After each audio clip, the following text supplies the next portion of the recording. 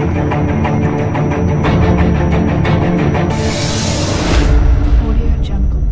hi students, welcome to Chennai Academy.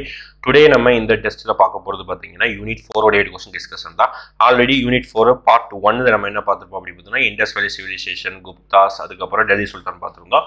இப்போ நம்ம பார்க்க போற டாபிக் பாத்தீங்கன்னா முகல்ஸ், அதுக்கு அப்புறம் பாத்தீங்கன்னா மராத்தாஸ். இந்த ரெண்டு டாபிக் இருந்து பார்க்கறோம். ஃபர்ஸ்ட் क्वेश्चन டிஸ்கஷன் போலாமா? ஓகே.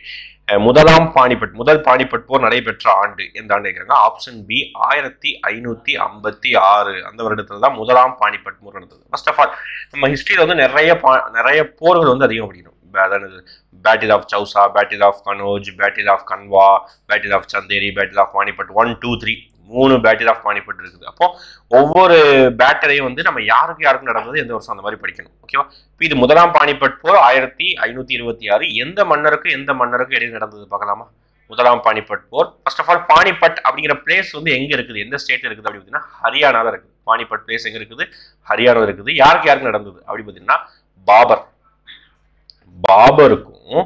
பாபர் விசஸ் டெல்லி சுல்தானுடைய கடைசி மன்னரை யார் பார்த்திருந்தோம்? இப்ராஹிம் லோடி. இந்த ரெண்டு மன்னருக்கும் இடையில நடந்த ஒரு ஃபைட்டு தான் இந்தியாவுடைய ஃபைட்டுக்கு திருப்பு முனையா இருந்த ஒரு போர் தான் என்னது? முதலாம் பானிபட் போர். இதுக்கப்புறம் தான் இந்தியாவோட முகலாயர்கள் ஆட்சி ஆரம்பிச்சாங்க. இந்த போர்ல யார் வின் பண்ணா அப்படின்னா பாபர் வின் பண்ணாரு. ஓகேங்களா? அப்போ இதுல இருந்து நம்ம என்ன தெரிஞ்சுக்கலாம்? டெல்லி சுல்தானுடைய கடைசி மன்னர் யாரு? இப்ராஹிம் லோடி. முகலாய வம்சத்தை தோற்றுவித்தவர் யாரு இந்தியாவில்? பாபர். அப்ப இந்த போர் பாபருக்கும் இப்ராஹிம் லோடிக்கும். ஓகேவா? நெக்ஸ்ட் ரெண்டாவது பானிபட் போர் பார்க்கலாமா? அதே மாதிரி மொத்தம் 3 பானிபட் போர் இருக்குல்ல. ரெண்டாவது பானிபட் போர் அப்படின்னு பார்த்துட்டீங்கன்னா அது யாருக்கும் இடையில பார்த்தீங்கன்னா அக்பருக்கும், ஓகேவா, நம்மளுடைய முகலாயர்கள் சிறந்த மன்னரான அக்பருக்கும் ஹிமு அப்படிங்கிற ஒரு மன்னருக்கும் நடந்ததுதான். அக்பருக்கும் ஹிமு அப்படிங்கிற மன்னருக்கு நடந்ததுதான். இந்த போர்ல அக்பர் வெற்றி அடைஞ்சிருப்பாரு. எந்த வருடம் அப்படி பார்த்தீங்கன்னா 1556. அடுத்து மூணாவது பானிபட் போர் பார்க்கலாமா? மூணாவது பானிபட் போர் எந்த வருஷம்? 1761. யாருக்கும் அப்படி பார்த்தீங்கன்னா இந்தியா, அதாவது ஆப்கானிஸ்தான்ல இருந்து படையெடுத்து வந்த ஒரு நபருக்கும் இந்தியாவில் இருக்கிற ஒரு மராத்தா மன்னருக்கும். ஓகேவா? மராத்தா விசஸ் நாதிர் ஷா. ஓகேவா? அப்போ இரண்டு நபர்களுக்கும் இடையில நடந்ததுதான் மூன்றாம் பானிபட் போர். இது வருஷம் 1761. இரண்டாம் பானிபட் போர் 1556. முதலாம் பானிபட் 1526. அப்போ ஃபர்ஸ்ட் கொஸ்டினுக்கு ஆப்ஷன் பி. செகண்ட் கொஸ்டின் பார்க்கலாமா? மேவாரின் ராணா பிரதாப் சிங்கிற்கும் எதிரான ஹல்திகட் என்ற போரில் முகலாய இராணுவத்தை வழிநடத்தியவர். பாருங்க, அதாவது அக்பர் டைம்ல அக்பருக்கு எதிராக நிறைய மன்னர்கள் வந்து ராஜபுத்துல நிறைய மன்னர்கள் அவர் கூடயும் சேர்ந்திருந்தாங்க. ஒரு சில மன்னர்கள் அவரை எதிர்த்தும் போராடிட்டு இருந்தாங்க. அப்போ அதுல எந்த மன்னர் ஹல்திகட்டி அப்படிங்கிற இடத்துல ஒரு போர் நடந்தது. அந்த போர் யாருக்கும் அப்படின்னா அக்பர் விசஸ் அந்த முகலாய மன்னர் ராணா பிரதாப் சிங். ஓகேவா? மேவாருடைய மன்னர் என்னது? முகலாய மன்னர் கிடையாது, மேவாருடைய மன்னர் ராணா பிரதாப் சிங். ஓகே, இந்த இடத்துல வந்து முகலாய படைகளை வழிநடத்தி சென்றவர் யாரை பார்த்தீங்கன்னா அவரும் ஒரு ராஜபுத்திரர் தான். யாரு? ராஜா மான்சிங். ஆப்ஷன் சி இருக்கு பாருங்க, ராஜா மான்சிங். ஓகேங்களா? நெக்ஸ்ட், கீழ்கண்ட எந்த முகலாய மன்னருக்கு அதிர்ஷ்டசாலி என்று பொருள்? ஓகேவா? அவருடைய பேருக்கு வந்து அதிர்ஷ்டசாலி, லக்கியஸ்ட் பர்சன் அப்படிங்கிற பேருக்கு வந்து யாருடைய ஒரு நபருக்கு வந்து இந்த மாதிரி ஒரு பேர் அப்படி பார்த்துட்டீங்கன்னா ஹுமாயூன். ஓகேவா? எந்த மன்னர்? ஹுமாயூன். முகலாயர்கள்ல நமக்கு தெரியும் பாபர், அடுத்து ஹுமாயூன், அதுக்கடுத்து அக்பர், இந்த மாதிரி சீக்வன்ஸ் நிறைய மன்னர் இருப்பாங்க. அதுல ஹுமாயூன் என்கிற மன்னருக்கு தான் என்ன பேர் வைக்கிறாங்க? அதிர்ஷ்டசாலி அப்படிங்கிற பேர் பொருளாமா. ஓகே, ஆனா அதிர்ஷ்டசாலி பேரளவுல தான் மட்டும் இருக்குது. ஆனா இவர் வாழ்க்கையில அதிர்ஷ்டமே இருக்காது. ஓகே, ஏன்னா வந்து கொஞ்ச நாள் ரூல் பண்ணுவாரு. அதுக்கப்புறம் ஷேர்ஷா சூரி இவர்கிட்ட இருந்து ஆட்சியை பிடிங்கிடுவாரு. அதுக்கப்புறம் 10 வருஷம் காடுகள்ல அது மாதிரி என்ன சொல்றது ஒரு பழங்குடியினராக தெரிஞ்சிட்டு இருப்பாரு. அந்த டைம்ல தான் அவருக்கு வந்து அக்பர் பிறப்பாங்க. அதுக்கப்புறம் திருப்பியும் வந்து ஆட்சி பிடிப்பாங்க. ஆட்சி பிடிச்ச ஒரே வருஷத்துல இறந்து போயிடுவாரு. ஆனா என்னது, அதனால அதிர்ஷ்டசாலி இல்லை. ஆனா அவரோட பெயர்ல என்ன பொருள் இருக்குது? ஹுமாயூன் அதிர்ஷ்டசாலி. ஆமா, ஓகேவா? அப்போ அதிர்ஷ்டசாலிங்கிற நபர் வந்து ஹுமாயூன். நெக்ஸ்ட் இந்த மாதிரி கொஸ்டின் தான் நமக்கு யூனிட் 4ல அதிகமாக கேட்கப்படுகிறது ரீசன்ட் ட்ரெண்ட்ல. ஓகேவா? என்னது, அந்த இயரோடைய சீக்வன்ஸ் அடிப்படையில கொஸ்டின் கேட்கிறாங்க. அப்போ இயரோட சீக்வன்ஸ் அடிப்படையில் குரோனாலஜிக்கல் ஆர்டர்ல கால வரிசைப்படுத்துங்க. எது ஃபர்ஸ்ட் எது செகண்ட் ஈஸியா சொல்லிடலாம். ஃபர்ஸ்ட் இந்த 2வையும் 4வையும் பாருங்க. Death of Babur, death of Akbar. First Babur உயிரிழந்திருப்பாரா அக்பர் உயிரிழந்திருப்பாரா அப்படி பார்த்தீங்கன்னா ஃபர்ஸ்ட் பாபர் தான் உயிரிழந்திருப்பாரு, அப்புறம் தான் அக்பர் உயிரிழந்திருப்பாரு. ஓகே, அப்போ இந்த இடத்துல battle of Chausa, battle of Kannauj, இந்த ரெண்டு பேட்டிலையும் பாருங்க.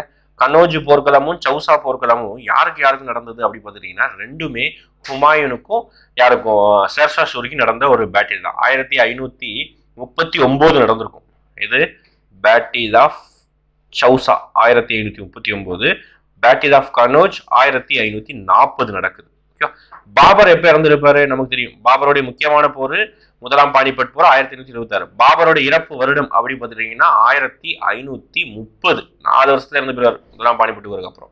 அக்பருடைய இறப்பு அது ரொம்ப லேட்டரா தான் 1604. அப்போ எல்லாத்துக்கும் நான் வருஷம் எழுதிட்டேன், நீங்களே சீக்வன்ஸ் பண்ணிக்கோங்க. ஃபர்ஸ்ட் 2 பாபர் ஃபர்ஸ்ட் இறந்து போறாரு. பாபர் இறந்ததுக்கு அப்புறம் தான் ஹுமாயூன் அரசராகிறாரு. ஹுமாயூனுக்கும் தான் யாருக்கும் ஷேர்ஷா சூரிக்கு தான் சண்டை நடக்குது. பேட்டில் ஆஃப் சௌசா அதுல யார் வின் பண்ணுவா? அதுல பாத்தீங்கன்னா இவர் ஹுமாயூன் வின் பண்ணிருப்பாரு. அடுத்து பேட்டில் ஆஃப் கனோஜ்ல ஷேர்ஷா சூரி வின் பண்ணிடுவாரு. அடுத்து 2-1, அடுத்து 3, கடைசி அக்பர் உயிரிழப்பு 1504. இப்போ 2, 1, 3, 4 இந்த ஆப்ஷன்? Option C. இப்போ 4th option C. Next, Sher Shah சூர் பற்றிய கீழே கொடுக்கப்பட்டது தவறான வாக்கியத்தை அடையாளம் காண்க. இந்த கீழே இருக்க 4 ஆப்ஷனும் ஷேர்ஷா சூரை பற்றியது. முகலாய மன்னர் ஷேர்ஷா சூர் வந்து முகலாய மன்னர் கிடையாது. அவர் ஒரு என்னது ஆப்கானிஸ்தானிய மன்னர், ஆப்கானிஸ்தான் பரம்பரையை சேர்ந்த ஒரு மன்னர்.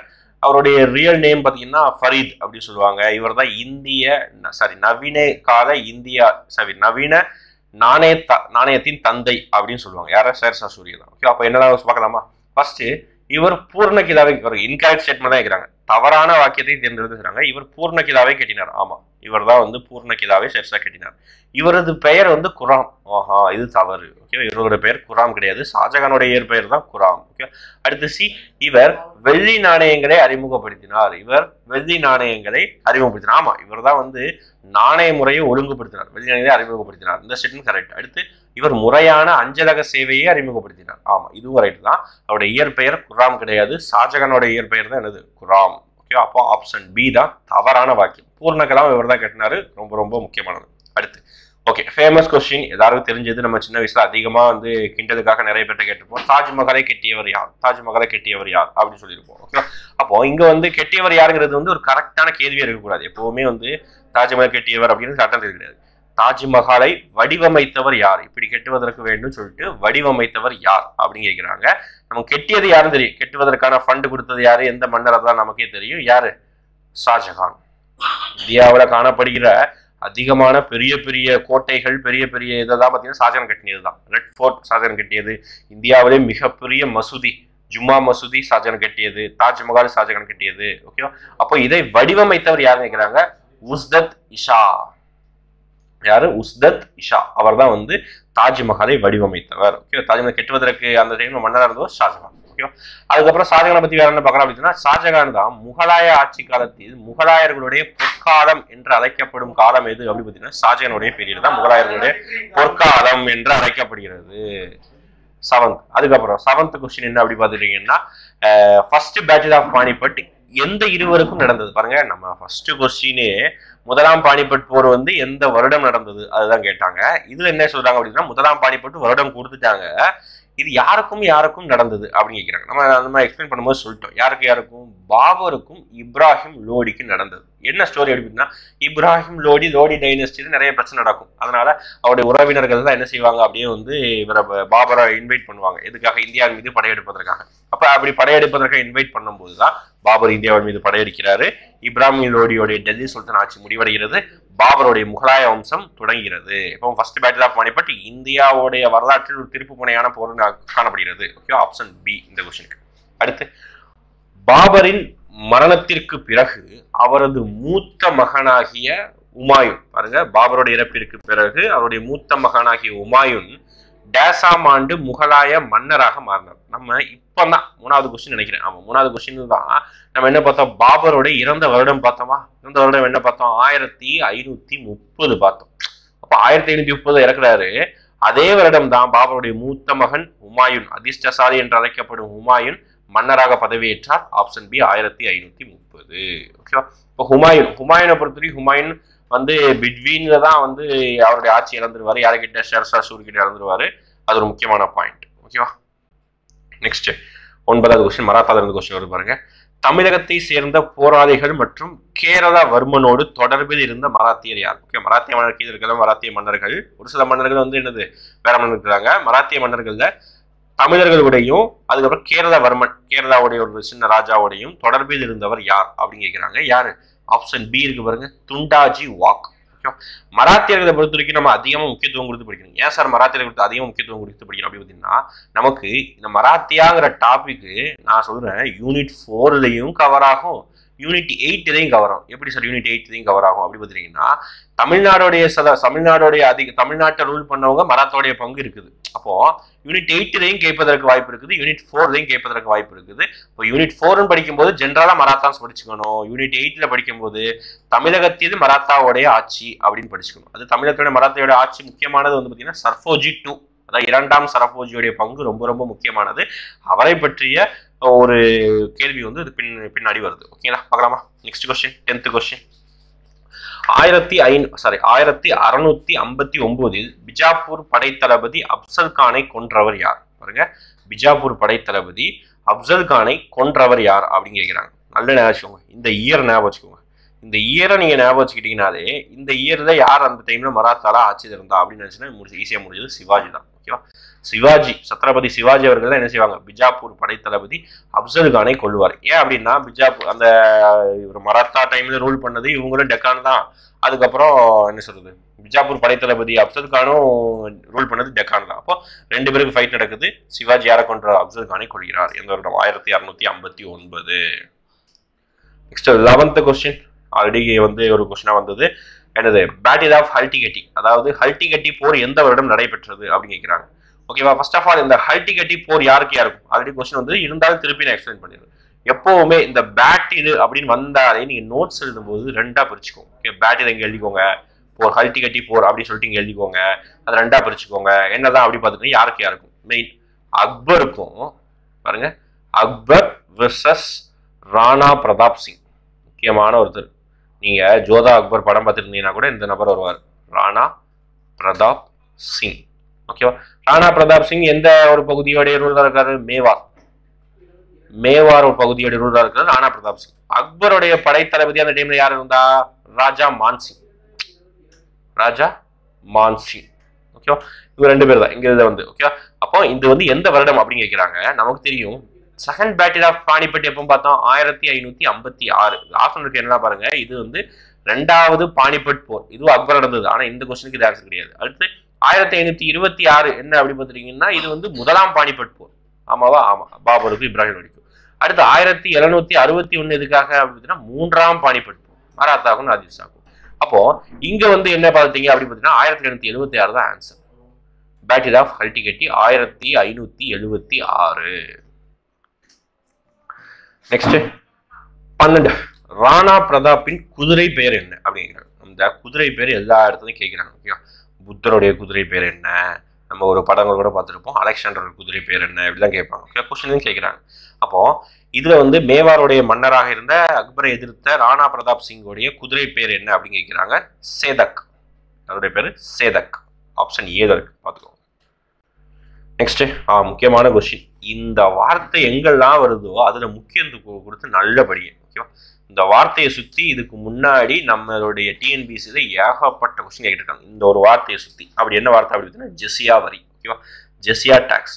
அப்போ என்னதான் கொஸ்டின் கேட்கலன்னா, ஜெசியா வரியை அறிமுகப்படுத்தியவர் யார்? ஜெசியா வரியை வந்து வலுக்கட்டாயம் திணித்தவர் யார்? ஜெசியா வரியை வந்து அபாலிஷ் பண்ணது யார்? அதை வேண்டாம் என்று சொன்னவர் யார்? திருப்பியும் ஜெசியா வரியை கொண்டு வந்தவர் யார்? மீண்டும் விதித்தவர் யார்? இந்த மாதிரி வந்து ஜெசியா வரி என்றால் என்ன அப்படின்னு சொல்லிட்டு அந்த ஒரு வார்த்தையை சுத்தி ஏகப்பட்ட கொஸ்டின் கேட்கலாம். இது என்ன கேட்கறாங்க? ரீஇம்போஸ்ட். பாருங்க, இம்போஸ்ட் கேட்கல, ரீஇம்போஸ்ட். மீண்டும் விதித்தவர் யார் அப்படி கேட்கறாங்க. இந்த ஆப்ஷன் வந்து எலிமினேட் பண்ணுவோமா? நல்லா வச்சுக்கோ. அக்பர் வந்து ரொம்ப ரொம்ப நல்ல மன்னர். ஹிந்துக்களிடம் வந்து நல்ல ஒரு உறவை மேம்படுத்தினார். ஹிந்து பெண்களை வந்து திருமணம் செய்து கொண்டார். அப்போ அந்த அளவுக்கு அக்பர் வந்து ஜெசியா வரியை விதிக்க மாட்டார். ஃபர்ஸ்ட் ஆஃப் ஆல் ஜெசியா வரினா என்ன அது சொல்லணும்ல. ஜெசியா வரினா என்னன்னா, இது வந்து முஸ்லீம் அல்லாத நபர்களின் மீது விதிக்கப்படும் வரி. எதற்காக அப்படின்னா, ஹிந்துக்களையும் முஸ்லீம்களாக மாற்றுவதற்கு, ஹிந்துக்களையும் புத்திசம் அவர்களையும் என்ன சொல்வது முஸ்லீம்களாக மாற்றுவதற்கு விதிக்கப்படக்கூடிய ஒரு வரி தான் ஜெசியா வரி. ஜெசியா வரியை அக்பர் விதிக்கவே மாட்டார். அக்பர் வந்து கேன்சல் பண்ணுவார். ஏன்னா அவர் ஒரு நல்ல நபர், ஒரு ரிலீஜியஸ் டாலரன்ஸ் உள்ள ஒரு நபர். ஓகே, அப்ப அக்பர் வந்து ஆப்ஷன்ல கிடையாது, டெலிட் பண்ணிடணும். அடுத்து ஜஹாங்கீர் வருமா? வாய்ப்பு இல்லை. ஜஹாங்கீர் வந்து என்னதான் கொஞ்சம் ஓரளவுக்கு ஒரு கொடுமையான மன்னராக இருந்தாலும் ஜஹாங்கீர் வாய்ப்பு இல்லை. அவர் சீக்கிய குரு தான் கொண்டிருப்பாரு. ஷாஜகான் வாய்ப்பு இல்லை. அவுரங்கசீப் லேட்டரா அதாவது முகலாய மன்னர்கள் கடைசி மன்னராக காணப்படக்கூடிய அவுரங்கசீப் மன்னர் தான் ஜிஸ்யா வரியை கடுமையாக விதித்திருப்பார், ரீஇம்போஸ்ட். நெக்ஸ்ட் 14. கப்பலின் ஒட்டகம் என அழைக்கப்படும் என சொல்லப்படும் தொழில்நுட்பத்தை உலகிலேயே கண்டறிந்த முதல் அரசர் யார்? என்ன சார் கப்பலில் ஒட்டகமா? என்ன இந்த கப்பலின் ஒட்டகம் அப்படி பார்த்தீங்கன்னா ஒண்ணுமே இல்லைங்க. இப்போ நம்ம போட் செய்யறதுக்கெல்லாம் ஏகப்பட்ட மிஷின் வந்துடுச்சு, ஏகப்பட்ட பிளேஸ் வந்துடுச்சு, பெரிய பெரிய ஃபேக்டரி கிட்ட தான் ஒவ்வொரு பார்ட்டா தனித்தனியாக பிரிச்சு ஃபிட் பண்ணிடலாம். ஆனா அந்த காலத்துல 300-400 வருடங்களுக்கு முன்னாடி போட்டை தயார் பண்றது, பெரிய பெரிய கப்பலை தயார் பண்றது என்ன பண்ணுவாங்கன்னா, ஒரு பெரிய கப்பலை தயார் பண்றதுக்கு அதை விட பெரிய கப்பல் தயார் பண்ணுவாங்க ஃபர்ஸ்ட். அந்த பெரிய கப்பலை வச்சு இன்னொரு கப்பலை உருவாக்குறாங்க. அதுதான் கப்பலின் ஒட்டகம். இது அந்த டைம்லயே மிகப்பெரிய ஒரு டெக்னாலஜி. இந்த மாதிரி டெக்னாலஜியை அறிமுகப்படுத்த எந்த மன்னர் அப்படி பார்த்தீங்கன்னா அக்பர் தான்.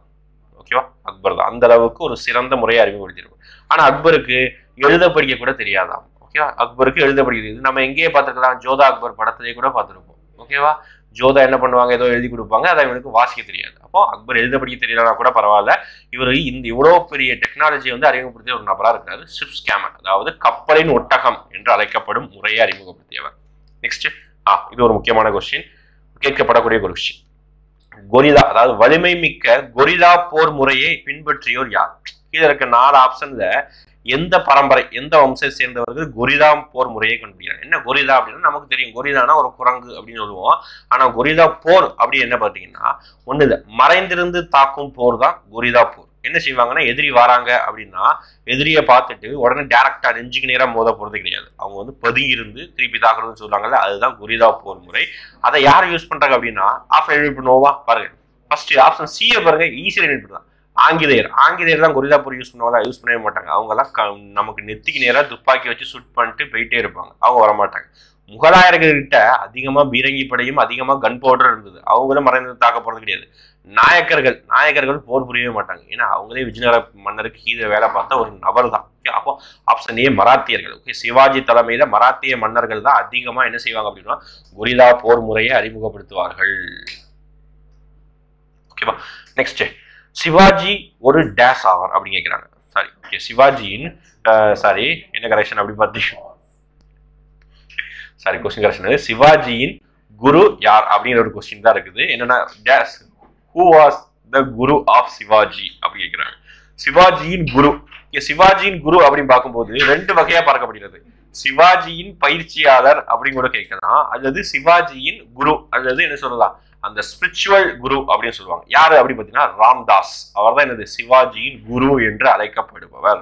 அப்ப தாதாஜி கொண்டதேவ் யாரு அப்படி பார்த்தீங்கன்னா அவருடைய பயிற்சியாளராகவும் அவருடைய என்ன சொல்றது பாதுகாவலருமாக செயல்பட்டவர் தாதாஜி கொண்டதேவ். ஓகேவா, ஓகே, நெக்ஸ்ட் ட்ரீட்டி. நிறைய போர்ல கண்டிப்பா ஒரு ட்ரீட்டி முடியும். அதே மாதிரி இங்க சிவாஜிக்கும் இன்னொரு மன்னருக்கும் ஒரு ட்ரீட்டி, ஒரு ஒப்பந்தம், ஒரு உடன்படிக்கை போடப்படுகிறது. ஒரு முக்கியமான உடன்படிக்கை, ட்ரீட்டி ஆஃப் புரந்தர். புரந்தர் உடன்படிக்கை யாருக்கும் நடைபெற்றது? சிவாஜிக்கும் அவருடைய ஒரு எதிரி மன்னர் ஜெய்சிங் அப்படிங்கிற ஒரு மன்னருக்கும் இடையில் போடப்பட்ட ஒரு உடன்படிக்கை தான் என்னது புரந்தர் உடன்படிக்கை. நல்லா ஞாபகம், முக்கியமான ஒரு உடன்படிக்கை. யாருக்கும் சிவாஜிக்கும் ஜெய்சிங் என்ற மன்னருக்கும் இடையில் போடப்பட்டதுதான் என்னது ட்ரீட்டி ஆஃப் புரந்தர் உடன்படிக்கை. புரந்தர் உடன்படிக்கை இந்தியாவோட ஹிஸ்டரியில ஒரே பேர்ல 2 உடன்படிக்கை இருந்தது, இந்த ஒரே ஒரு உடன்படிக்கை தான். ட்ரீட்டி ஆஃப் புரந்தர் சிவாஜி பேர்லையும் வரும், அதே ட்ரீட்டி ஆஃப் புரந்தர் பிரிட்டிஷ் டைம்ல ஒரு ட்ரீட்டி ஆஃப் புரந்தர் வரும். ஓகேவா, நெக்ஸ்ட் பாருங்க. இது ரொம்ப ரொம்ப ஈஸியான கொஸ்டின். சிவாஜியின் ஆலோசனை சபை டேஸ் என்று அழைக்கப்படுகிறது. Council of ministers of Shivaji was known as, அதாவது ஒவ்வொரு மன்னர்களுக்கும் ஒவ்வொரு அமைச்சர்கள் இருப்பாங்க. இப்ப எக்ஸாம்பிள் சந்திரகுப்தா 2 அவரோட டைம்ல வச்சிருக்க அவங்களுடைய மினிஸ்டர்ஸ்க்கு பேர் என்ன சொல்லுவாங்க, நவரத்தினாஸ். ஏன் அப்படின்னா 9 மினிஸ்டர் இருப்பாங்க. காளிதாசர், அதுக்கப்புறம் பாத்தீங்கன்னா என்ன சொல்றது சன்ஹூ, இந்த மாதிரி 9 மினிஸ்டர்ஸ் இருப்பாங்க. அந்த மன்னர்களுக்கு நவரத்தினா அப்படின்னு சொல்லுவாங்க, அந்த மினிஸ்டருக்கு நவரத்னா அப்படின்னு சொல்லுவாங்க. அது அஷ்டதிக் ஜெயன்ஸ், அது யாருடைய பேர்ல கிருஷ்ணதேவராய மன்னருடைய காலத்தில் இருந்த நபர்கள் தான் யாரு அஷ்டதிக் ஜெயன்ஸ். அப்போ சிவாஜியின் ஆட்சியில் இருந்த நபர்களுடைய 8 அமைச்சர்களுடைய பேர் என்ன அப்படின்னா அஷ்ட பிரதான். அந்த மன்னருடைய பேர் தான் என்னது அஷ்ட பிரதான். எத்தனை பேர் இருப்பாங்க அப்படின்னா 8 அமைச்சர் இருப்பாங்க. இது கூட ஒரு கொஸ்டின் தான். எப்படி அஷ்ட பிரதான என்ன 8, அஷ்ட அப்படின்னாலே 8 ஞாபகம் வச்சுக்கோங்க. அதே மாதிரி அஷ்ட, ஓகேவா, அஷ்ட திக் ஜெயன்ஸ் அதுவும் 8. ஓகே, 19th கொஸ்டின் பார்க்கலாமா? அதாவது மராத்தியர் கைப்பற்றிய மாவட்டத்தின் வருவாயில் டேஷ் சவுத் என்றால் வசூலிக்கப்படுகிறது. அதாவது எத்தனை பிரச்சனை இருந்து சவுத் என்று அழைக்கப்படுகிறது? இப்ப ரெண்டு வகையான வருவாய் இருக்குது. ஒன்னு சவுத், இன்னொன்னு சர்தேஷ்முக். சவுத் என்பது 1/4, சர்தேஷ்முக் என்ற வரி வந்து 1/10. 10% தான் சர்தேஷ்முக் மராத்திய மாவட்டத்தில். ஓகேவா? 20th questions. சிவாஜியின் ராணுவ அமைப்பில் மிக சிறிய படை அலகின் தலைவர் யார் அப்படின்னு கேட்கிறாங்க. சிவாஜியோட ராணுவ தளபதியில வந்து மிக சிறிய படையுடைய தலைவர் யார் அப்படின்னு கேட்கிறாங்க. யார்? நாயக். அவர் தான் என்ன சொல்றாங்க? சிறிய தலைவர் அப்படின்னு கேட்கிறாங்க. Option A. Next 20th question.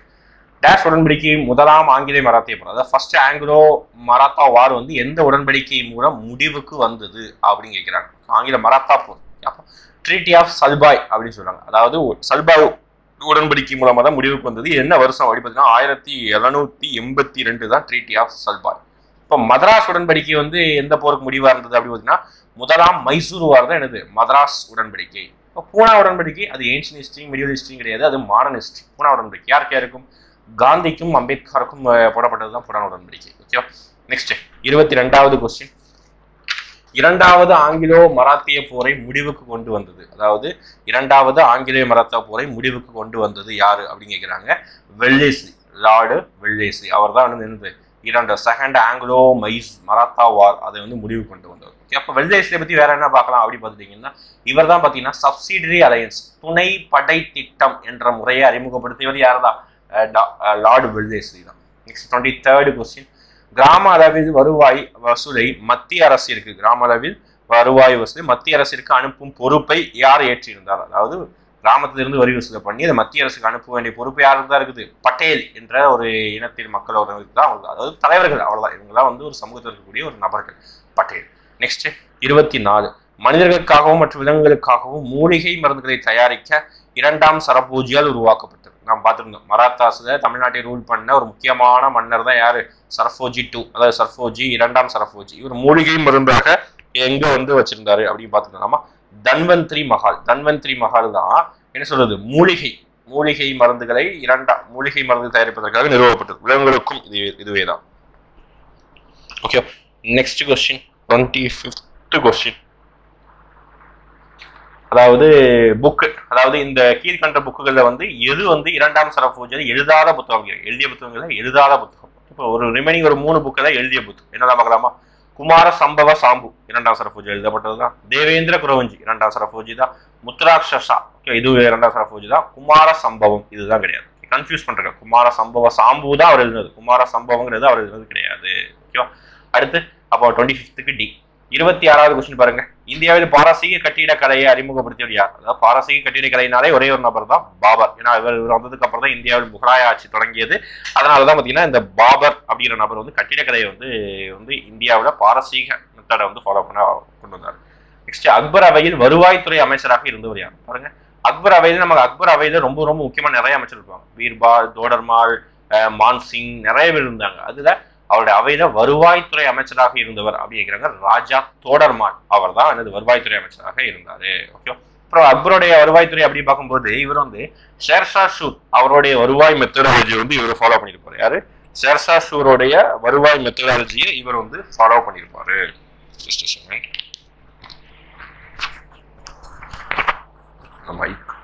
Next 28. அக்பரால் மிகவும் போற்றப்பட்ட சூஃபி துறவி யார்? அக்பரால மிகவும் போற்றப்பட்ட சூஃபி துறவி, சூஃபி சயன்ட் அப்படி யாரு அப்படி பார்த்தீங்கன்னா சலீம் சிஸ்டி. யாரு? ஆப்ஷன் சி இருக்க சலீம் சிஸ்டி என்ற நபர் தான் சூஃபி துறவியாக மிகவும் போற்றப்பட்ட ஒரு நபர். நெக்ஸ்ட் 29. தேர்ட் பேட்டில் ஆஃப் பாருங்க. இந்த நம்மளுடைய 50 கொஸ்டின்ல பேட்டில் ஆஃப் பானிபட் அதிகமா வந்திருக்குது. பானிபட் போர் வந்து அதிகமா வந்திருக்குது. பானிபட்ட கிடையாது, பானிபட்டு தான். பானிபட் போர் எப்போது நடைபெற்றது? 3வது பானிபட் போர் 1761 1761. யாருக்கு யாருக்கும்? மராத்தாவுக்கும் அகமது ஷா அப்தாலி. சாரி, இதுக்கு முன்னாடி வந்து நாதிஷான்னு சொல்லிட்டு நாதிஷ் கிடையாது, அகமது ஷா அப்தாலி. மராத்தாஸுக்கும் அகமது ஷா அப்தாலிக்கும் ஆப்கானிஸ்தான் சேர்ந்த நபர் இந்தியாவின் மீது படையெடுத்து வந்திருப்பார். அடுத்து யாருடைய படையெடுப்பு மராத்திய பேரரசின் வீழ்ச்சிக்கு சாவுமணி அடித்தது? ரொம்ப ரொம்ப முக்கியமானது. யாருடைய படையெடுப்பு? ஆப்கானிஸ்தான் இருந்து படையெடுத்த ஒரு நபர் தான் மராத்தியரோட ஆட்சிக்கு வந்து ஒரு சாவுமணியா இருந்தது. அப்படி இவர் மட்டும் படையெடுக்கலன்னா ஓரளவுக்கு இந்தியாவில் இன்னும் மராத்தா வந்து ரூல் செஞ்சுட்டே இருப்பாங்க. அப்படி ஒரு நபர் யார் பார்த்தீங்கன்னா அவர் தான் அகமது ஷா அப்தாலி. இவருக்கும் மராத்தாஸுக்கும் தான் பானிபட், 3ஆம் பானிபட் 1761ஆம் ஆண்டு நடைபெற்றது. ரொம்ப ரொம்ப முக்கியமான படையெடுப்பு. இந்தியாவில் நிகழ்ந்த படையெடுப்புகள் ரொம்ப ரொம்ப முக்கியமான மாற்றத்துக்குரிய ஒரு படையெடுப்பு அகமது ஷா அப்தாலியோட படையெடுப்பு. நெக்ஸ்ட், ஷெர்ஷா சூர் குறித்து பின்வரும் கூற்றுகளை கருத்தில் கொள்க. ஓகே, அக்பர், தோடர்மால் ஆகியோர் ஷெர்ஷா சூருவின் நிதி நிர்வாக முறையை பின்பற்றினார்கள். ஆமா, நான் இப்பதானே சொன்னேன். அக்பர் என்ன செய்யற, அக்பருடைய அமைச்சரவை வருவாய்த்துறை அமைச்சர் தான் தோடர்மால். 2 பேரும் ஷெர்ஷா சூருவோடைய இவர்கள் தான் வந்து பின்பற்றினார்கள். அது வந்து அந்த ஸ்டேட் கரெக்ட் தான். இவர் தன்னுடைய கல்லறை மாடத்தை பூர்ணகிலா என்னும் இடத்தில் கட்டினார். ஐயோ தப்பு. ஓகே, பூர்ணகிலால கட்டத சசாரம் அப்படிங்கிற பிளேஸ்ல தான் கட்டியிருப்பாரு. சசாரம் அப்படிங்கிற பிளேஸ் தான் என்ன செஞ்சிருப்பாரு, கல்லறை கட்டியிருப்பாரு. 2வது ஸ்டேட் தப்பு. ஓகேவா, முதல் ஸ்டெப் கரெக்ட், 2வது ஸ்டெப் தப்பு. எது தவறானதுன்னு கேட்கிறாங்க. 2 மட்டுமே தவறானது. Option B 2-1Z. ஓகேவா. Next, match the following. அதாவது அக்பரை எதிர்த்த மன்னர்கள் ஒரு சைடு, அவர்களுடைய இடங்கள் ஒரு சைடு. ரொம்ப ரொம்ப முக்கியமானது. அக்பரை எதிர்த்த மன்னர்கள் தான் ஒரு சைடு, அவருடைய இடங்கள் தான் ஒரு சைடு. பார்க்கலாமா என்னன்னு? ஓகே, ஃபர்ஸ்ட் ராணா உதய் சிங் நம்ம பார்த்துருந்தோம். ராணா உதய் சிங் என்னதுதான், மேவார் தான். நம்ம ஃபர்ஸ்ட் பார்த்துருந்தோம். பேட்டில் ஆஃப் ஹல்டிகட்டி அப்படிங்கிற பிளேஸ்ல பார்த்துருந்தோம். ராணா உதய் சிங் மேவார் பிளேஸ். நெக்ஸ்ட் ராணா துர்காவதி. ஓகேவா, சாரி, ராணா ராணி துர்காவதி கோண்டுவானா, அதாவது மத்திய இந்தியாவுடைய மத்திய பகுதியில் இருக்கவங்க தான், கோண்டுவானா பகுதி. அடுத்து முசஃபர் ஷா. ஓகே, முசஃபர் ஷா எங்கன்னா குஜராத். முசஃபர் ஷா எங்க, குஜராத். 4 இருக்குது. பாஜ் பகதூர். பாஜ் பகதூர் எங்க, மாலவம். ஓகே, பாஜ் பகதூர் எங்க, மாலவம். அப்போ 3-1-4-2 ஆப்ஷன் ஏ. 3-1-4-2 option A. அக்பரை எதிர்த்து போரிட்டவர்கள். ஓகேவா. நெக்ஸ்ட் 33, அக்பர் தொடர்பான பின்வரும் தவறான குற்றை இருக்கணும். ஒரு மத நம்பிக்கை சம்பந்தமா தவறான குற்றை கேட்கிறாங்க. என்னன்னு பார்க்கலாமா? ஃபர்ஸ்ட், அனைத்து மதங்கள் தொடர்பான கோட்பாடுகளை தெரிந்து கொள்வதில் அக்பர் ஆர்வம் கொண்டார். ஆமா, ரொம்ப ரொம்ப ஆர்வம் இருந்தார். அதுக்காக நிறைய சபாலாம் வச்சிருப்பாரு. எல்லா இதையும் வந்து தெரிஞ்சுக்கணும் ஆசைப்படுவார். ஓகே. அடுத்து, அக்பர் அவருடைய சமகால வரலாற்று அறிஞரான பதானி என்பவரை பாராட்டுவார். தவறான ஸ்டேட்மெண்ட். சமகால வரலாறு கிடையாது, பதானி இவரை பாராட்டவும் இல்லை. அக்பர் இப்தத் கானா என்ற வழிபாட்டு கூடத்தை நிறுவினார். ஆமா, எல்லா மதமும் சம்மதம் அப்படின்னு சொல்லிட்டு இப்தத் கானாங்கிற வழிபாட்டு தளத்தை நிறுவியவர் யாருன்னு கேட்பாங்க. யாரு தான்? அக்பர் தான். தொடக்காலத்தில் இப்தத் கானாவில் இஸ்லாமியர் இருக்கக்கூடிய ஆன்மீக விஷயங்களை விவாதித்தார். ஃபர்ஸ்ட் இனிஷியலா இஸ்லாமியர்கள் மட்டும் விவாதித்தாங்க. நெக்ஸ்ட் புத்திசம், ஹிந்து எல்லாருமே வர ஆரம்பிச்சாங்க. ஒரு நல்ல ஒரு பிளேஸும் கூட அக்பரால் கொண்டு வரப்பட்ட ஒரு நல்ல இனிஷியேட்டிவ். நெக்ஸ்ட், புக்ஸோட நேம், அவருடைய ஆத்தர். இது என்ன மேட்ச்ல ஃபாலோயிங்னா 2-4-3-1. ஓகேவா, 2-4-3-1. இதுல அமீர் குஸ்ரோவுடைய புக் ரொம்ப ரொம்ப முக்கியம், பார்த்துக்கோங்க. மிதஃப் உல் ஃபத்து. மிதஃப் உல் ஃபத்து அமீர் குஸ்ரோவுடைய இது முக்கியம். அப்புறம் அல்பெர்னியோட புக் முக்கியம். தாரிக் அல் ஹிந்த். தாரிக் அல் ஹிந்த் 2 பேரும் முக்கியம். மீதியெல்லாம் முக்கியம் தான், இந்த 2 ரொம்ப ரொம்ப முக்கியம். ஆப்ஷன் டி இருக்கு. பின்வருவனவற்றில் அக்பரின் ஆட்சி காலத்தில் புகழ்பெற்று விளங்கிய ராஜபுத்திர பிரபுகள் யார்? அக்பரோட ஆட்சி காலத்துல புகழ்பெற்று விளங்கிய ராஜபுத்திர பிரபுக்கள் யாரு அப்படின்னு கேட்கிறாங்க. நமக்கு தெரியும், ராஜா மான்சிங் இருக்கிறாரு. எப்படி என்னவா இருப்பாரு? படைத்தளபதியா இருப்பாரு. அப்ப ராஜா தோடர்மால் வருவாய்த்துறை அமைச்சரா இருப்பாரு. பீர்பால் என்ன செய்வார் அப்படின்னு பார்த்தீங்கன்னா அவரும் ஒரு அமைச்சராக தான் இருப்பார். அப்போ ஆப்ஷன் 1, 2, 3 2-3 அமைச்சராக இருப்பாங்க. Option A. 35க்கு option A. Next 36, Rajput rule பண்ணவங்க, அவங்களுடைய பிளேசஸ் பார்க்கலாமா? ஓகே. சௌஹான்ஸ் அவர் எங்க ரூல் பண்ணாரு அப்படின்னு பார்த்தீங்கன்னா ராஜஸ்தான் ரூல் பண்ணியிருப்பாரு. சௌஹான் எங்க ரூல் பண்ணுவாரு? ராஜஸ்தான் பகுதியில் ரூல் பண்றாரு. கஹடவாலா அவர் எங்க ரூல் பண்றாரு அப்படின்னா கனோசி பகுதியில் ரூல் பண்றாரு. சந்தேர்கர் அவர் எங்க ரூல் பண்றாரு அப்படி பார்த்துட்டீங்கன்னா ஃபந்தல்கந்த் அந்த ரூல் பண்ணார். சொலங்கி அவர் எந்த ரூல் பண்றாருன்னா குஜராத் பகுதியில் சொலங்கி ரூல் பண்றாரு. Option A 4-1-2-3. 36 4-1-2-3. நெக்ஸ்ட், ராமசரித மானஸின் ஆசிரியர் யார்? பாருங்க, ராமசரித மானஸ் இது புக்கோட பேரு. இது ஏன் சார் நம்ம இந்த மாதிரி துளசிதாஸ் இவங்க ராம்தாஸோடைய பேரெல்லாம் வந்து ஏன் மராத்தா முகல்ஸ் கொடுத்துருக்கோம் அப்படின்னு பார்த்துட்டீங்கன்னா, இது வந்து அவங்களோட மராத்தா டைம்ல தான் இந்தியாவோட பக்தி மூவ்மெண்ட் நடந்தது. அதனால பக்தி மூவ்மெண்ட்டையும் இதையும் நம்ம லிங்க் பண்ணி பிடிக்கணும். அதனாலதான் பக்தி மூவ்மெண்ட்ல ஒரு எழுதப்பட்ட ஒரு முக்கியமான புத்தகமான ராமசரித மானஸ் அந்த புத்தகத்தை படிக்கிறோம். அதை எழுதிய ஆசிரியர் யார் அப்படின்னு பார்த்தீங்கன்னா துளசிதாஸ். யாரு? துளசிதாஸ். 37 முடிஞ்சது. நெக்ஸ்ட் 38, பாபர் நாமாவை பெர்ஷிய மொழியில் மொழிபெயர்த்தவர் யார்? பெர்ஷிய மொழியில் மொழிபெயர்த்தவர் பெர்ஷிய மொழியில் மொழிபெயர்த்தவர் யார் அப்படின்னு கேட்கிறாங்க. ஓகே, யார் அப்படின்னு பார்க்கும்போது 2வது ஆப்ஷன் இருக்கிற அப்துல் ரஹீம் கான் இ கான் அவர் தான். யாரு? ஆப்ஷன் பி அப்துல் ரஹீம் கான் இ கான். பாபர் நாமான்னு என்னது? பாபரை பற்றி கூறக்கூடிய ஒரு பயோகிராஃபி நூல். ஓகேவா, ஆட்டோபயோகிராஃபி கிடையாது, இது இன்னொரு நபரால் எழுதப்பட்டது. என்னது? ஒரு பயோகிராஃபி நூல். Next, 39th question. கீழ்கண்டவற்றில் அமீர் குஸ்ரு தம்மை ஒரு இந்தியன் என்று எந்த புத்தகத்தில் அழைத்துக் கொண்டார்? அமீர் குஸ்ரு பாத்தீங்கன்னா இவங்க தான் பாத்தீங்கன்னா வெளிநாடுகளில் இருந்து பயணம் செஞ்சு இந்தியாவுக்கு வந்தவர் தான். ஆனாலும் இவர் என்னது ஒரு பெருமை மிக்க ஒரு நபராக நான் ஒரு இந்தியன் என்று பெருமையா சொல்லியிருப்பாரு. எந்த புக்ல? அமீர் குஸ்ருவோடைய புக்கு இப்போ ஒன்று பார்த்துருந்தோம், தாரிக் ஹிந்துன்னு சொல்லிட்டு. ஆனா இந்த புக்கு ரொம்ப ரொம்ப முக்கியம். அமீர் குஸ்ருவோடைய ரொம்ப இம்பார்ட்டன்ட் ஃபேவரட் புக் என்ன சொல்றாங்கன்னா லூசிஃபர், 9 வானம். அதுதான் அமீர் குஸ்ருவோடைய புக். ஓகேவா? நெக்ஸ்ட் கொஸ்டின் பாருங்க, 40வது கொஸ்டின். அக்பர் எந்த போரில் ராணா பிரதாப்பை தோற்கடித்தார் அப்படிங்கிறாங்க. பாருங்க, இந்த ராணா பிரதாப் வந்து எந்த போர்ல வந்து அக்பர் வந்து தோற்கடித்தார் அப்படின்னு கேட்கிறாங்க. பானிபட் அந்த போர் கிடையாது. பானிபட் அக்பர் வந்து ஹீமு தான் தோற்கடிச்சாங்க. அது ஓகே, அது வேற. இது வந்து ஹல்டிகட்டி, நம்ம ஆல்ரெடி கொஸ்டின்லேயே வந்தது. என்னது 40வது கொஸ்டின், ஆப்ஷன் சி, ஹல்டிகட்டி போர்ல தான் அக்பருக்கு ராணா பிரதாப்புக்கும் ராணா பிரதாப் வந்து தோத்துருப்பாரு. ஓகேவா? இந்த சௌசா கனோஜ் இந்த 2 போரும் ஹுமாயூனுக்கும் அதுக்கப்புறம் ஷேர்ஷா ஷூருக்கும் நடந்த போர்கள் தான் இந்த ஆப்ஷன் பி அண்ட் டி. ஓகேவா? ஆப்ஷன் ஏல இருக்க பானிபட் வந்து அது 3 போர் நடந்திருக்கும். ஓகே, அடுத்து 41. அதாவது எல்லா மதங்களிலும் உள்ள நல்ல கொள்கைகளை சேர்க்க முயற்சித்தவர் மற்றும் அவற்றை தீன் ஐ இலாஹி தெய்வீக நம்பிக்கை என்று அழைக்கப்படும் ஒரே நம்பிக்கையை உருவாக்கினவர் யார் அப்படின்னா ரொம்ப ரொம்ப நல்ல மனுஷர் யார் தான்? அக்பர் தான். எல்லா மதங்களையும் ஒன்றாக போற்றினார். அதுக்காக ஒரு அமைப்பை கொண்டு வந்தார். அந்த அமைப்புக்கு பேர் தான் என்ன? தீன் ஐ இலாஹி. ரொம்ப ரொம்ப முக்கியமானது. அக்பர் கொண்டு வந்த ஒரு அமைப்பு, இன்று வரைக்கும் ஒரு போற்றப்படக்கூடிய ஒரு அமைப்பு. நெக்ஸ்ட் 42. தான்சேன் அப்படின்னா ஒரு மியூசிக், ஒரு இசைக்கலைஞர் தான்சேன் குவாலியரின் தான்சேன் அக்பரால் ஆதரிக்கப்பட்டார். ஓகே, அவரது இயற்பெயர் என்ன அப்படின்னு கேட்கிறாங்க. குவாலியரை சேர்ந்தவர் தான் யாரு? தான்சேன். இவர் அக்பரால் ஆதரிக்கப்பட்டார். ஆமா, கரெக்ட் தான். அவருடைய இயற்பெயர் என்ன கேட்காங்க? ராம் தானு பாண்டே. என்ன பேரு? ராம் தானு பாண்டே. நெக்ஸ்ட் 43வது கொஸ்டின்.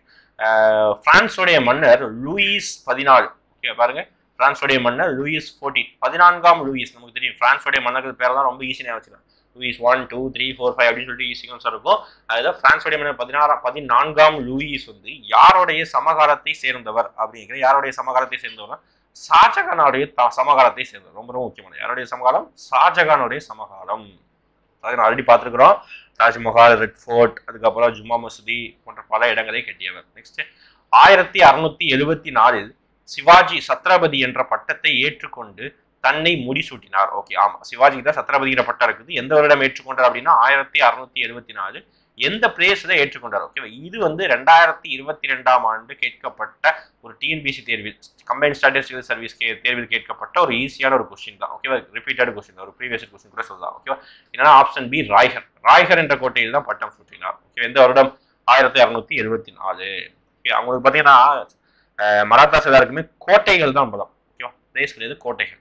நெக்ஸ்ட் பேஷ்வா என்பது ஒரு டேஷ் சொல். அது அதாவது முதன்மையான அல்லது முதல் மந்திரி. பேஷ்வான இந்த பிரைம் மினிஸ்டர் தான் நம்ம என்ன சொல்லுவோம்? பேஷ்வான்னு சொல்லுவோம். அது எந்த மொழியிலிருந்து எடுக்கப்பட்டது அப்படின்னு கேட்கிறாங்க. இந்த பேஷ்வா ஹிந்து நேம் அப்படின்ற மாதிரி நினைச்சா நம்ம சான்ஸ்கிரிட் அல்லது ஹிந்தி அப்படின்னு சொல்லிடுவோம். கிடையாது, இது ஒரு பெர்ஷியன் லாங்குவேஜ், பாரசீக மொழியிலிருந்து எடுக்கப்பட்டது தான் பேஷ்வாங்கிற என்ற சொல். அதன் பொருள் பிரதம அமைச்சர். ஓகேவா? நெக்ஸ்ட் பாருங்க. நெக்ஸ்ட் என்ன, அதாவது மராத்தா வந்து சுக்குநூறாக நிறைய பிளேஸ்களாக உடைந்ததற்கு அப்புறம் எப்படியெல்லாம் வந்து அவங்க அந்த ஒவ்வொரு மன்னர்களுடைய பேரை வந்து எந்தெந்த பிளேஸ்ல வந்து ரூல் பண்ணாங்க அப்படின்னு கேட்கிறாங்க. ஓகேவா?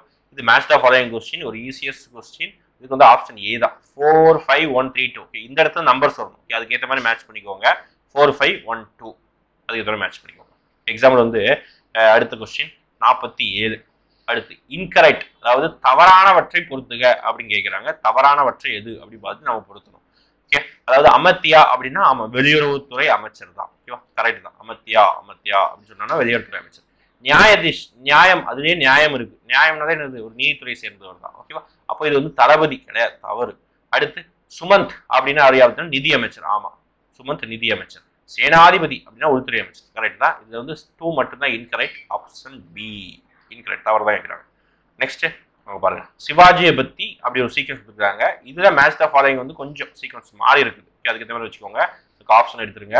என்னன்னா பெர்த் ஆஃப் சிவாஜி, சிவாஜியின் பிறப்பு எப்பொழுது அப்படி பார்த்துட்டீங்கன்னா பி, ஃபர்ஸ்ட் 1627. ஓகேவா? நெக்ஸ்ட் என்ன பார்த்துக்கிட்டீங்கன்னா அடுத்து வந்து அதாவது அதாவது ஈஸியா பாருங்க, எப்போ வந்து சிவாஜி வந்து பட்டமளிப்பை ஏற்றுக்கொண்டார்? இப்போ நம்ம இப்பதான் ஒரு கொஸ்டின் பார்த்தோம் 1674. ஓகே, அதாவது என்னது? சிவாஜியின் முடிசூட்டும் விழா. அப்போ கடைசி 4க்கு வந்து ஆப்ஷன் சியா வருது. சி மீன்ஸ் என்னது? ஆப்ஷன் வந்து சிக்கு 4. Next treaty of Purandar. Treaty of Purandar, attack of Shivaji and Surat. எல்லா மேட்ச்ல ஃபாலோயிங் பண்ணும்போது சீக்வன்ஸ் மட்டும் மாறி இருக்குது. இதை 3-1-2-4 இங்க இருந்து இங்க மேட்ச்ல ஃபாலோயிங்கா பண்ணிக்கோங்க. ஓகேவா? நெக்ஸ்ட் கோஹினூர் டைமண்ட், ரொம்ப ரொம்ப முக்கியமான ஒரு டைமண்ட். இது வந்து இப்போதைக்கு இங்கிலாந்துல இருக்குது. ஆனா இதோட பூர்வீகம் அப்படி பார்த்துட்டீங்கன்னா வாராங்கல் டைனஸ்டில இருந்து ஸ்டார்ட் ஆயிருக்கிறோம். அதுங்க இருந்து படிப்படியா ஒவ்வொரு கண்ட்ரியா மாறி கடைசி இப்போ இங்கிலாந்துடைய கையில இருக்குது, ராணியோட கையில இருக்குது. அப்போ இப்படி பார்க்கும்போது கோஹினூர் டைமண்ட் வந்து இந்தியாவில இருந்து எடுத்துக்கொண்டு போன ஒரு நபர் அப்படி யார் பார்த்தீங்கன்னா நாதிர் ஷா படையெடுப்பின் மூலமா தான் கோஹினூர் டைமண்ட் இந்தியாவை விட்டு விளையிருக்கும். ஃபர்ஸ்ட் எங்க இருந்து வாராங்கல் டைனஸ்டியில சாரி காக்கத்தியா டைனஸ்டி வாராங்கல் பிளேஸ்ல இருப்பாங்க. காக்கத்திய மன்னர்களிடம் இருந்து யாருக்கு எங்க கொண்டு போவாங்க அப்படின்னு பார்த்துட்டீங்கன்னா காக்கத்திய மன்னர்கிட்ட இருந்து அலாவுதீன் கில்ஜி கொண்டு போவார். அலாவுதீன் கில்ஜிக்கு அப்புறம் முஸ்லீம்கள் வச்சிருப்பாங்க. நாதிர் ஷா படையெடுப்பு வரும், நாதிர் ஷா கொண்டு போயிருவார். நாதிர் ஷாட்ட இருந்து அப்படியே ஈராக் பகுதியை வந்து பிரிட்டிஷ் ரூல் பண்ணனால பிரிட்டிஷ் கையில போயிடும். அவ்வளவுதான் கோஹினூர் டைமண்டே வரலாறு. ஒரு அன்லக்கி டைமண்ட் அப்படின்னு சொல்லுவாங்க. ஓகேவா? நெக்ஸ்ட் 50வது கொஸ்டின், லாஸ்ட் கொஸ்டின். அக்பரின் காலத்தில் கட்டப்படவில்லை. அக்பரோட டைம்ல எது கட்டப்படாது? ரொம்ப ரொம்ப ஈஸி தான். தாஜ்மஹால் தாஜ்மஹால் நமக்கு தெரியும். அது வந்து யாரு? ஷாஜகான் டைம்ல கட்டப்பட்டது. அப்போ இதுதான் ஆன்சர், ஆப்ஷன் டி. ஓகேவா? மீதி எல்லாமே ரங் மஹால், திவான் ஐ காஸ், அப்புறம் திவான் இ அம், இது எல்லாமே வந்து அக்பரோட காலத்துல. ஓகே, அப்ப நியர்லி இன்னைக்கு டாபிக்ல முகலாயர் பிளஸ் மராத்தியர்கள், இந்த ரெண்டு டாபிக்லையும் கிட்டத்தட்ட ஒரு கரெக்டா ஒரு 50 கொஸ்டின் கவர் பண்ணிருக்கோம். இந்த 50 கொஸ்டின்ல அதிகமான கொஸ்டின் என்னவா வந்திருக்கு பார்த்தீங்கன்னா போர்கள் அதிகமா வந்திருக்கு. Battle of Chausa, battle of Panipat, battle of Haldighati, battle of Kannauj சொல்லிட்டு நிறைய போர்கள் அதிகமா வந்திருக்குது. அதுக்கப்புறம் குறிப்பிட்ட நபர்கள் அடிப்படையில, பர்சன்ஸ் அடிப்படையில, யாரு இப்போ ஹுமாயூன் அப்படின்னா அதிர்ஷ்டசாலி என்று பெயர். அப்புறம் யாராரு கேட்டினா பில்டிங்ஸ். அப்போ கொஸ்டின் வந்து எந்தெந்த ஏரியாவில இருந்து வருது, நம்ம அப்போ புக்ஸ் படிக்கும் போது கொஸ்டின் வந்து எந்தெந்த ஏரியால கேட்பாங்க, எந்த கொஸ்டினை கேட்டா மேட்ச் த ஃபாலோ கேட்கலாம் அப்படின்னு சொல்லிட்டு நம்ம ஒரு கொஸ்டினை படிக்கும் போதும் அதுக்கப்புறம் கொஸ்டின் கேட்கும் போது இந்த கொஸ்டினை ஸ்டேட்மெண்டா கேட்பாங்களா, அது மேட்ச் த ஃபாலோ கேட்பாங்களா, அது டைரக்ட் கொஸ்டினா கேட்பாங்கன்னு சொல்லிட்டு அதை உணர்ந்து ஆழ்ந்து படிக்கணும். எப்பவுமே எந்த சப்ஜெக்டா இருந்தாலும் சரி, அது ஹிஸ்டரியா இருந்தாலும் சரி, எதுவாக இருந்தாலும் சரி, அதை ஆழ்ந்து புரிந்து ஒரு ஒரு என்ன சொல்றது, அது கூட டிராவல் பண்ணி நம்ம படிச்சோம்னா அது வந்து நமக்கு வாழ்க்கை ஃபுல்லா மறக்காம இருக்கும். இந்த சப்ஜெக்ட் என்ன சொல்றது, முகலாயர்களும் மராத்தியர்களும் ரொம்ப ரொம்ப முக்கியமான டாபிக். அதுவும் மராத்தியர் சொல்லிட்டேன், மராத்தியர் தமிழ்நாடுக்கு இம்பார்ட்டன்ட். அது யூனிட் 8 இதையும் கவர் ஆகும். அது சர்ஃபோஜி 2 வந்து ரொம்ப ரொம்ப முக்கியம் பார்த்துக்கோங்க. ஓகேங்களா? அப்போ இந்த டெஸ்ட் வந்து யூனிட் 4 கவர் பண்ணிருக்குது. 50 கொஸ்டின் பயனுள்ளதா இருக்கும்னு நினைக்கிறேன். ஓகேவா? இதுக்கு அடுத்து வர டெஸ்ட் சீரியஸும் கண்டிப்பா உங்களுக்கு ஏற்ற மாதிரி நிறைய கொஸ்டினோட லெவலும் டிஃபிகல்ட் ஆகி, ஓகேவா, உங்களுக்கு ஏற்ற மாதிரி கொஸ்டின் போட்டே இருக்கும், கண்டினியூஸா போட்டே இருக்கும். யூடியூப் சேனல் கண்டினியூஸா ஃபாலோ பண்ணிருக்கேன். என்ன மாதிரி குவாரிஸ் இருந்ததுன்னா தாராளமா கமெண்ட் செக்ஷன்ல மென்ஷன் பண்ணலாம். ஓகேவா? தேங்க்யூ.